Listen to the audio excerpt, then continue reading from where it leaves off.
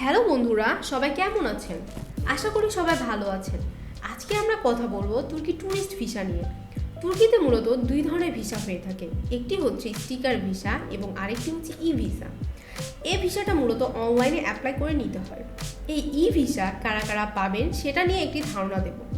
এছাড়াও যেটা রয়েছে, আপনার যদি তুর্কি ট্যুরিস্ট ভিসায় আবেদন করতে হলে আপনার নেসেসারি ডকুমেন্টস কী লাগবে সেটা নিয়ে একটি ধারণা দেব। আবার যেটা রয়েছে, কতদিনের ভেতরে আপনি তুর্কি ট্যুরিস্ট ভিসা পেতে পারেন সেটা নিয়ে আপনাদের একটি ধারণা দেব। এছাড়াও রয়েছে, আপনি কয়টি দেশ ভ্রমণ করলে তুর্কি ট্যুরিস্ট ভিসা পেতে পারেন সেটা নিয়ে আপনাদের ধারণা দেওয়ার চেষ্টা করব। বাংলাদেশিদের জন্য তুর্কিতে অনেক ধরনের ভিসার ক্যাটাগরি ওপেন আছে।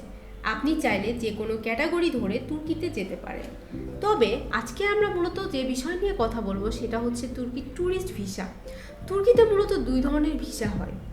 একটি হচ্ছে স্টিকার ভিসা, যে ভিসাটা আপনারা সরাসরি ভিসার জন্য আবেদন করবেন। আরেকটা হচ্ছে ই ভিসা, যেটা আসলে অনলাইন সার্ভিস ভিসা বলা হয়। অনলাইন ভিসা পাওয়ার ক্ষেত্রে কিছু শর্ত রয়েছে। শর্ত হচ্ছে আপনার পাসপোর্টে একটি সেনজেন ট্যুরিস্ট ভিসা থাকতে হবে, তাহলে আপনি ই ভিসার জন্য আবেদন করতে পারবেন। অথবা যেটা রয়েছে, আপনার ইউকে, ইউএসএ, আয়ারল্যান্ড এসব দেশের যে কোনো একটি দেশে আপনার ভিসা থাকতে হবে, তাহলে আপনি ই ভিসার জন্য আবেদন করতে পারবেন। এছাড়াও আরেক শ্রেণীর লোক ই ভিসার জন্য আবেদন করতে পারবেন। সরকারি কোনো কূটনৈতিক অথবা যেটা রয়েছে আমলা, তারা মূলত ই ভিসার জন্য আবেদন করতে পারবে। কিন্তু মূলত যারা সাধারণ পাবলিক, যাদের আসলে সেনজেন ভিসা বলেন, ইউকে ভিসা, ইউএসএ, আয়ারল্যান্ড এসব ভিসা নাই, তারা যেটা করতে হবে, তাদের জন্য স্টিকার ভিসা নিতে হবে। আপনি যদি স্টিকার ভিসা নিতে চান তাহলে আপনার কি কি ডকুমেন্টস লাগবে? এখানে আপনারা যারা তুর্কির ভিসার জন্য আবেদন করবেন, এই যে সব ক্যাটাগরির কথা বললাম, এর মধ্যে যদি ম্যাচ না করে তাহলে আপনি ই ভিসা পাবেন না। এবার আপনি যদি স্টিকার ভিসা নিতে চান তাহলে আপনার কি কি ডকুমেন্টস লাগবে? ডকুমেন্টসের ভেতরে পাসপোর্ট থাকতে হবে। অবশ্যই পাসপোর্টের মেয়াদ মিনিমাম 6 মাস থাকতে হবে।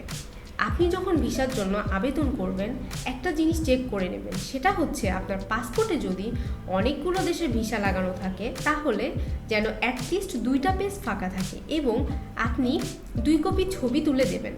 প্রত্যেকটা দেশের ভিসার জন্য কিছু গাইডলাইন আছে, সেই গাইডলাইন ফলো করে ছবি তুলে নেবেন। যেটা রয়েছে, যারা বিশেষ করে প্রফেশনালি কাজ করে, যারা অ্যাম্বাসি এর বিভিন্ন রিকোয়ারমেন্ট নিয়ে কাজ করে, সেই সব স্টুডিও থেকে ছবি তুলে নিলে ভালো হয়। এরপর ভিসা অ্যাপ্লিকেশন ফর্ম আপনাকে ফিল আপ করতে হবে। ভিসা অ্যাপ্লিকেশন ফর্মটা ডাউনলোড করে ফিল আপ করতে পারেন, অথবা আপনি চাইলে ওয়ার্ড ফাইলে কনভার্ট করেও ফিল আপ করতে পারবেন। এছাড়াও আপনি চাইলে হ্যান্ডরাইটিং করেও আবেদন করতে পারেন। ব্যাংক স্টেটমেন্ট শো করতে হবে। লাস্ট 6 মাসের একটি স্টেটমেন্ট আপনি শো করবেন। আপনি একাধিক লেনদেন করেছেন এরকম একটা স্টেটমেন্ট আপনি শো করবেন। ব্যাংকে আপনি কত টাকা দেখাবেন? ব্যাংকে মূলত যেটা রয়েছে, আপনি যদি সিঙ্গেল পার্সন হন তাহলে 2 থেকে 3 লক্ষ টাকা দেখাবেন। আপনি এর চেয়ে যদি বেশি দেখাতে চান সেক্ষেত্রেও কোনো সমস্যা নেই। ব্যাংক সলভেন্সি সার্টিফিকেট দিতে হবে। আপনার যে ব্যাংকে গিয়ে সলভেন্সি সার্টিফিকেট চাইলেই দিয়ে দেবে।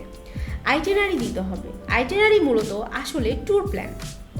আপনি তুর্কিতে কতদিন থাকবেন, কোন কোন জায়গায় ভ্রমণ করবেন সেটা নিয়ে একটি সুন্দর ট্যুর প্ল্যান আপনি এখানে সাজিয়ে গুছিয়ে সাবমিশন করবেন। ট্রাভেল ইন্স্যুরেন্স আপনাকে প্রোভাইড করতে হবে। ট্রাভেল হিস্ট্রি হচ্ছে আপনি যেসব দেশ ভ্রমণ করেছেন সেসব দেশের যে ভিসাগুলো রয়েছে এগুলোকে প্রিন্ট আউট করে আপনার ফাইলের সাথে অ্যাটাচ করে সাবমিট করবেন। এরপর কভার লেটার দিতে হবে। কভার লেটার উল্লেখ করবেন আপনি কী কারণে তুর্কিতে ভ্রমণ করতে যেতে চাচ্ছেন, এই বিষয়টা আপনাকে কভার লেটারে উল্লেখ করতে হবে। আপনি যদি ভ্রমণের জন্য যেতে চান তাহলে অবশ্যই ভ্রমণের কথা উল্লেখ করবেন। কভার লেটারের ভিতরে আপনি কিছু ইনফরমেশন ইনক্লুড করবেন। আপনার নাম, address, contact number, email address সুন্দর করে কভার লেটার লিখে আপনি সাবমিট করবেন। যদি কোনো এজেন্সির মাধ্যমে কভার লেটার বানাতে চান সেটাও পারবেন। এরপর যেটা রয়েছে, আপনাকে প্রুফ অফ ফান্ড দিতে হবে। প্রুফ অফ ফান্ডটা প্রত্যেকটি দেশের ভিসা পাওয়ার ক্ষেত্রে আপনি যে ফাইন্যান্সিয়ালি স্ট্রং সে জিনিসটা প্রুভ করে আপনার প্রুফ অফ ফান্ড দেখাতে হবে। সেক্ষেত্রে আপনার যদি গাড়ি, বাড়ি, আদার্স কোনো প্রপার্টিস থাকে, এটাকেও আপনি ভ্যালুয়েশন করে সাবমিশন করতে পারবেন। এছাড়াও আপনি বাংলাদেশের যেখানে কর্মরত রয়েছেন সেখানকার আপনার ইনকাম যা রয়েছে সেটা আপনি শো করতে পারেন। আপনাকে যেটা দিতে হবে সেটা আইডি কার্ডের photocopy, up and down, air ticket বুকিংয়ের পেপার শো করতে হবে এবং হোটেল রিজার্ভেশনের কপি আপনাকে দিতে হবে। বিভিন্ন হোটেল বুকিং সাইট থেকে আপনি হোটেল বুকিং করতে পারেন। এরপর ইনকাম ট্যাক্সের ডকুমেন্টস দিতে হবে। আপনি লাস্ট 1 বছরের ইনকাম ট্যাক্সের ডকুমেন্টস প্রোভাইড করবেন। আপনি যদি বিজনেসম্যান হয়ে থাকেন তাহলে আপনাকে অবশ্যই ট্রেড লাইসেন্স শো করতে হবে। বিজনেসম্যানদের জন্য পার্সোনাল অ্যাকাউন্ট শো না করে আপনার কোম্পানি অ্যাকাউন্ট শো করতে হবে। সেক্ষেত্রে আপনার ভিসা পাওয়ার সম্ভাবনা বেড়ে যাবে এবং আপনি যদি জব হোল্ডার হয়ে থাকেন তাহলে আপনাকে এনওসি দিতে হবে। এটা আপনি কোম্পানি প্যাডে লিখে সাবমিশন করবেন। লিভ লেটার দিতে হবে, সাথে ভিজিটিং কার্ডও দিতে হবে। আপনার স্যালারি স্টেটমেন্টটা শো করবেন। আপনি যদি স্টুডেন্ট হয়ে থাকেন তাহলে আপনি আইডি কার্ড শো করবেন এবং লিভ লেটার দিতে হবে। এটা মূলত বেসিক ডকুমেন্টস, এটা প্রত্যেক ক্ষেত্রে প্রযোজ্য হয়। আপনার এই ডকুমেন্টগুলো প্রোভাইড করে ভিসার জন্য আবেদন করতে হবে। তুর্কিতে আপনার কয়টি দেশ ভ্রমণ থাকলে তুর্কি ভিসা পেতে পারেন, এটা মূলত আসলে ডিপেন্ড করে যে আপনার ট্রাভেল হিস্ট্রি এর উপর।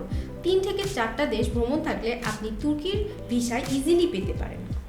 আর যদি সাদা পাসপোর্ট হয়ে থাকে তাহলে ভিসা পাওয়ার চান্স একটু কম থাকে।